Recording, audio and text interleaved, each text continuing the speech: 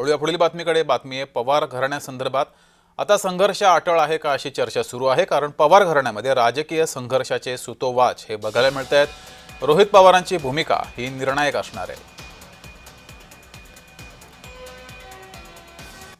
अजितदादांचा पक्ष हा सातत्याने भाजपवर राहिला आणि उद्या जाऊन भाजपवर राहून जर पवार परिवारातून एखाद्या व्यक्तीला त्यांनी दिलं आणि उद्या आमचा पक्ष हा भाजपच्या विरोधात सातत्याने राहणारच आहे आणि आम्ही जर कुठल्या तरी दुसऱ्या पवार सोडून दुसऱ्याला दिलं तर पवार विरुद्ध पवार नाही होणार। पण आमच्याकडनं जर पवार परिवारातला एक व्यक्ती का, कारण का ते सातत्याने भाजपबरोबरच थांबतात अजितदादांचा पक्ष, तर मग कदाचित उद्या जाऊन पवार विरुद्ध पवार होऊ शकतं, कारण दोन वेगळे पक्ष आहेत।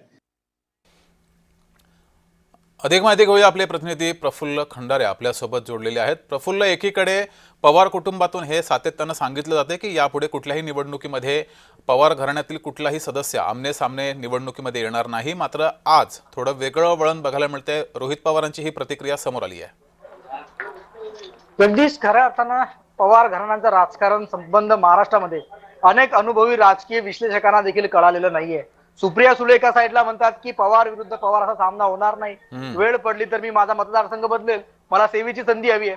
दुसऱ्याकडे सुनेत्रा पवार जे आहेत त्या देखील सुप्रियाताईच्या सुरामध्ये सूर मिळवतात।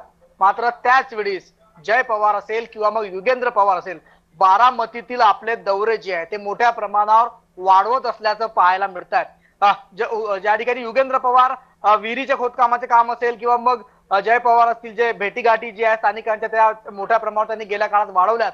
आज थोडंसं रोहित पवारांनी स्पष्ट सांगितलंय की अजित पवारांचा पक्ष हा सातत्याने भाजप सोबत राहिलेला आहे आणि आम्ही भाजपचे विरोधक म्हणून या पुढच्या काळामध्ये काम करणार आहोत। आणि अशाच पद्धतीने जर का अजित पवार जे पक्ष आहे राष्ट्रवादी, तो जर भाजपासोबत राहत असेल आणि त्यांनी जर का पवारांच्या कुटुंबातील एखाद्याला जर का या ठिकाणी उमेदवारी दिली आणि आम्ही जर का दिली नाही तर तसा पवार विरुद्ध होणार नाही। मात्र जर आम्ही पवार घराण्यातल्याच उमेदवारांना जर का उमेदवारी दिली आणि अजित पवारांचा राष्ट्रवादी पक्ष जर भाजप सोबत राहत असेल तर निश्चितच बारामतीमध्ये पवार विरुद्ध पवार असा सामना जो आहे तो पुढील काळामध्ये पाहायला मिळेल। त्यामुळे सुप्रियाताई काही वेगळं म्हणतात, सुनेत्राताई काही म्हणतात आणि आज रोहित पवारांनी संपूर्ण प्रकरणावर या ठिकाणी स्पष्टीकरण दिलंय। तर आगामी काळात पवार विरुद्ध पवार हा सामना जो आहे तो बारामतीमध्ये अटळ असल्याचं पाहायला मिळत आहे। ठीक आहे जगदीश।